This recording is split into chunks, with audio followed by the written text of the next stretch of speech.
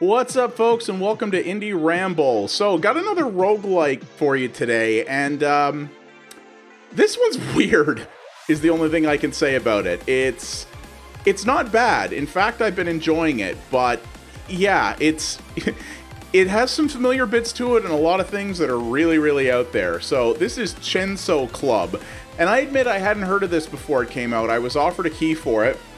And I looked at it and I went, hey, I dig roguelikes, and this one has a really interesting art style to it, and this really kind of cool pumping, like, it's not J-pop, but you know what I mean, that kind of poppy soundtrack you'd often hear in Japanese games. So, you start with only one character that you can pick from. Now, I've beaten all of the base levels in this, which unlocks a whole bunch of different ones. All of these characters actually play very different from each other. They have different weapons, different styles of attacks, and different traits. That's really, really cool. You can also play in local co-op. I've only been playing single player. But you have a good variety of stuff here. So I'm going to start with the sort of character that's unlocked from the get-go. Now you see there's sort of 5 areas here. You have to unlock these as you go. But yeah, there are only 5 areas. And when you go into an area, you can choose between 4 different difficulty modes that obviously, you know, will present different levels of challenge. I did most of the game on standard. I turned it down to casual near the end just so that I could see all the levels, but you can always turn it back up later, which is always nice, so I like that. But we'll go on casual here because it's a little easier to record.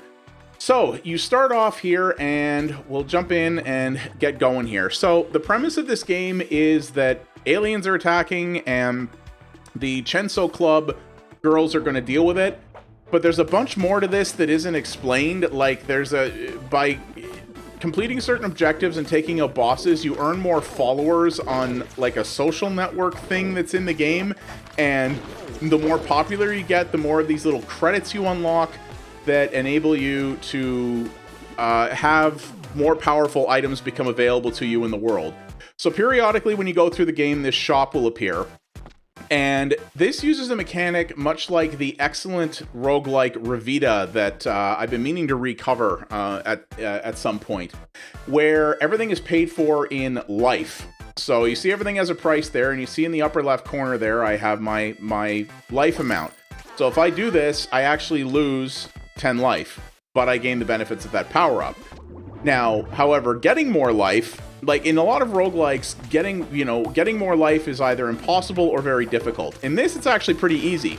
You get it by killing aliens, and it's pretty straightforward. See, I killed one in that little sort of weird, looks almost like a blood cell drops. Yeah, you pick those up, you get more health.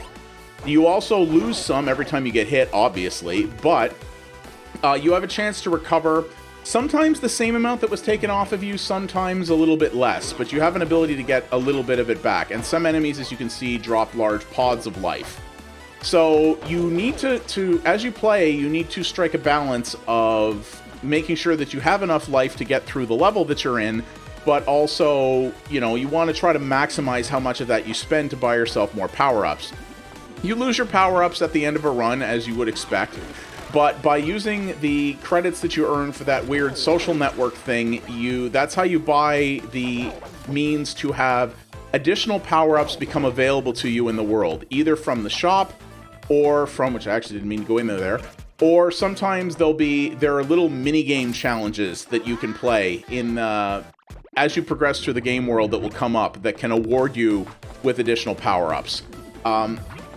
The whole thing is very strange. Most of this is not really contextualized at all in what little story is in this. It almost feels like you're playing a game show in some ways, because different challenges will pop up that seem unrelated to anything, but they're actually kind of interesting mini-games. You know, some of them involve surviving but for a certain amount of time, some involve killing a certain number of enemies in a certain time period, and you get more and better rewards the longer you go with that. And as you see, you're going through the levels here. These are all procedurally generated, so each of the main sort of level hubs is a different type of environment. But all of these levels are procedurally generated as you go, and each one is a combat arena. So you're going to come into an area, a certain amount of different kinds of enemies will spawn. Sometimes there'll be some environmental hazards, and you got to take them out and move on. So you have a light attack, you have a heavy attack, which if you press the Y button, I'm using a controller, which they highly recommend. If you do that on the ground, it will charge up your attacks. If you do it in the air, every character has a special sort of heavy attack that they'll utilize that you need to do in a certain way. And then you have a dash function, which you're absolutely going to need. So you may be like, well, you've played all the main levels, so this was the thing where it's like, look, here's a power-up that's totally not a scam. You can choose to pick it up or not if you want. And that's the cool thing with a lot of these mini games that come up, is that they're totally optional. So if you're in a difficult, in a place where your life is a little bit low and you're like, I don't know, that may be a little bit too risky, you don't have to do it if you don't want to. It's risk versus reward, right? I almost always do them because that's, I grew up on arcades. That's just the way I am. But yeah, so you may be thinking, well, you've beaten all the areas, so haven't you finished the game? I have not. There is an additional area with a little story conceit that unlocks after you beat all the main areas, and I'm not going to spoil it. I also haven't beaten it yet, because that is when, even on lower difficulties, the game goes from, challenging but not too bad to, oh my god, you sadists. It is, so you see, because I completed this, I got some more followers. And when you fill up that follower bar, you unlock an additional credit to spend on a permanent upgrade. So, yeah, that last area, I've tried several times. It's really, really hard. You know how, if you've ever played, so here's one of the mini games. This one's actually kind of neat. So, if you've ever played the modern Mario games, like Mario Galaxy, for example, or Super Mario Odyssey, you'll know that this is actually one of my favorite ones. You have to kill as many enemies as you can in 60 seconds to fill up the blood blender, because, this game is super cute, but it's not above being morbid as all get out at sometimes as well. Because why not? So, yeah, in those Mario games, they're challenging, but not too challenging up until you beat the core story. They're kind of accessible for everybody. Then the real Mario begins. That's when you effectively unlock a series of challenge levels that they know a lot of people aren't going to play, but those who do are in for a hardcore challenging time. That's essentially what the last area of this game is like. I do want to beat it, but I haven't yet at the time of making this video. So, and as I said, there are multiple difficulty modes, so there is that. But the amount of levels on offer here is a little light. It's the same bosses, it's the same types of enemies, so I maxed that one out. So I get 3 power-ups here, which is pretty cool. So I get this one, which deals poison damage. I get a longer period of invulnerability after taking damage, and life force is pulled towards me at a larger range now. So, yeah, you will be fighting the same groups of enemies, the same bosses, all of that stuff. And you will, if you want to unlock everything, you will have to play the game through multiple times. One playthrough of all these areas gets you all the characters, which is nice. You don't have to work that hard in order to unlock the full roster. And I have to admit, the characters are all very, very different and lend themselves to different playstyles. You're going to probably find a character that you like more than the others, and that's what you're going to stick with. But you have a lot of options, which is really cool, especially if you're going to play in co-op. But you will, to unlock everything, especially all of the permanent power-ups, you will be playing the same levels over and over again. And that's a little bit of a bummer. And, like some other roguelikes have really good stories, and you can be like, well, that's worth it in the aid of the story. The story in this game doesn't even make a lot of sense to me. I don't know if it was ever meant to. I think it's kind of goofy by design, and the little bit of a story and a fiction that they have in this is really as a vehicle to justify the unique gameplay design that this game has. I think this game is much more about gameplay than story, and the story is just a little framework to suit that.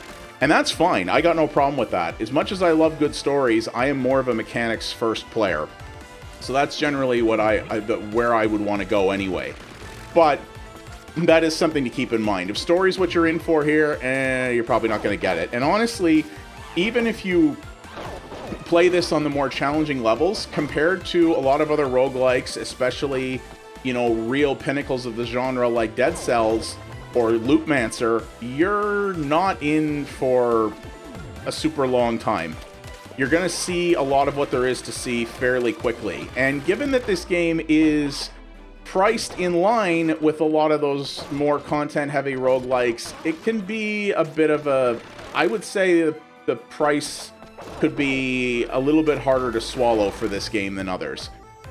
I think what really sells this game well and makes it sort of stand out in the genre is the sort of more fast-paced art style, the weird roster of characters that have very different attacks, and this very colorful and very this very colorful art style and this very bouncy soundtrack that it has. I really think that's what makes this stand out.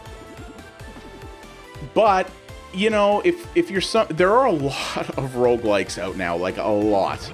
And there's a lot of really, really good ones out there.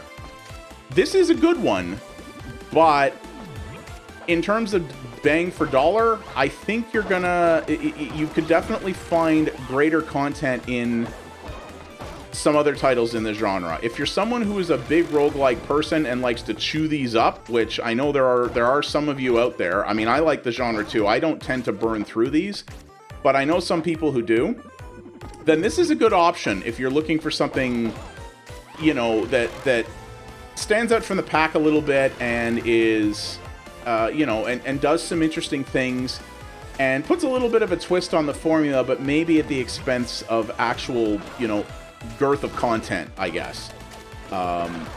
You know, what's in here is polished, it plays well, and you can't mistake this game for another one, that's for sure. You can't call this a ripoff, especially in terms of the, you know, the style it has and the way it plays. It is very much its own thing, but at the same time, it's also maybe a little harder to justify than at the price compared to some others. They chose to really put a lot of their points into that style factor and a little bit less into, you know, making a lot of content.